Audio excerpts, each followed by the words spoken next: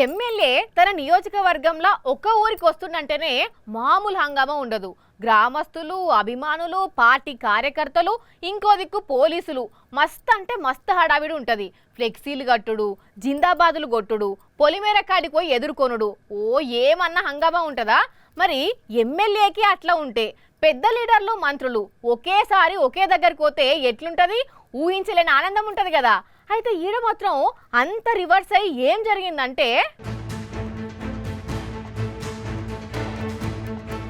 అరే రావులా, ఓ అక్కలు, ఓ అన్నలు, ఓ తమ్ముళ్ళు, ఆగుండ్రి ఏమైంది?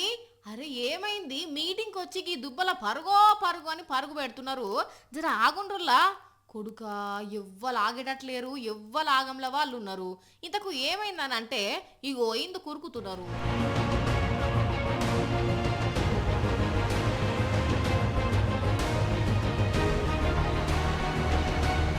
అబ్బర కొడుక, ఇదా అసలు ముచ్చట. ఇట్లా హెలికాప్టర్ దిగింది, గాలికంతా గాలి గాలయ్యి టెంట్లు ఊలిపోయి దుమ్ము రేగి కండ్లల్లో పడేసరికి ఏదో అవుతున్నది. ఈడ ఉంటే లేనిపోని పీకిలాట అయ్యేటట్టు ఉన్నదని పరుగులు తీసినట్టున్నారు.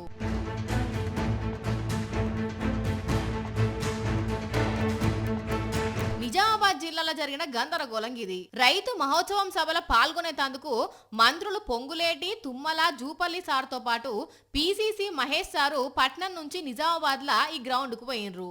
అయితే అధికారుల నడుమ సఖ్యత లేకుండా, రూట్ మ్యాప్ సరిగ్గా లేకుండేసరికి పైలట్ తీసుకొచ్చి సీదా ఈ టెంట్ల దగ్గర ఆపేసరికి గింత కథ అయింది. మరి హెలికాప్టర్ కు మామూలుగా గాలి వస్తుందా? కొందరు పోలీసులకు చిన్న చిన్న దెబ్బలు తాకినాయట. కానీ అదృష్టం మంచిగా ఉండి ఎవ్వరికేం కాలేదు.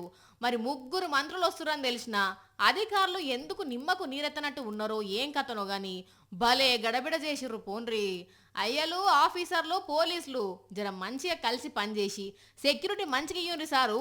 హెలికాప్టర్ వచ్చి దిగుతుంటే గింతనన్నా మీకే క్లారిటీ లేకుండా ఉంటే ఎట్లా సార్లు?